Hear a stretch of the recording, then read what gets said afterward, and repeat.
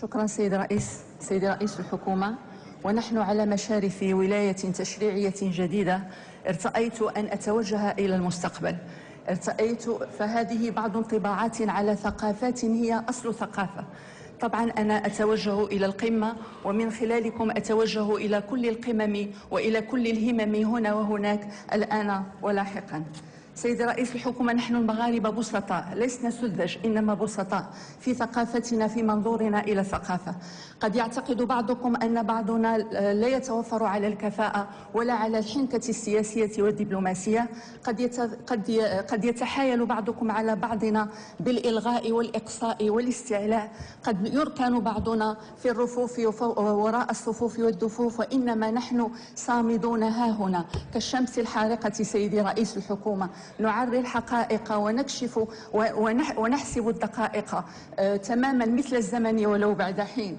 سيدي رئيس الحكومة، نحن صامدون محبون لهذا البلد بمؤسساته، برموزه، بأعلامه، بتناقضاته وبتقلباته، آسفون فلكم المواقع ولنا المواجع والفواجع، ثقافيا، إعلاميا، سياسيا، فكريا.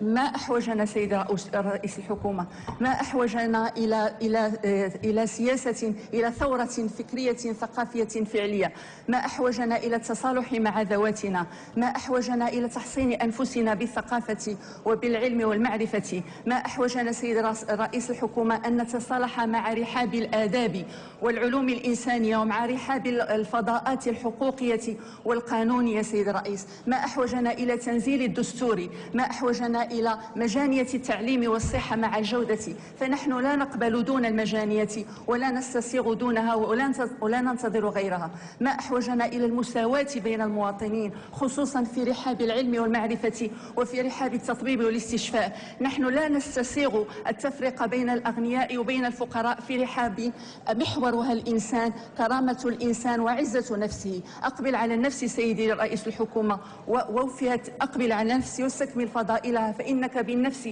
لا بالجسم أو الاسم أو الأرقام إنسان. ليس الأمر نحن أو أنتم سيدي رئيس الحكومة، ليس الأمر ما ملكنا أو ملكتم، إنما الأمر أجيال وراء أجيال، إنما الأمر أميال وراء أميال، إنما الأمر همم تتداعى وقمم تتهاوى. ضيعتها الكراسي، هي الكراسي سيدي رئيس الحكومة. آفتنا الكراسي، ثقافتنا الكراسي، سياستنا الكراسي، فتبا لها الكراسي، تبا لها الكراسي، أصل كل المآسي. همنا نحن المراسي، أين مراسينا؟ أين خلاصنا سيدي رئيس الحكومة؟ أهنا أم هناك أم ها هنا؟ خبرونا رجاء، فقد تعبنا وتهنا، والله تهنا في طريق السفر. ولكم سيدي رئيس الحكومة واسع النظر، ورمضانكم رمضاننا مبارك سعيد، وشكرا. شكرا السيد الرئيس.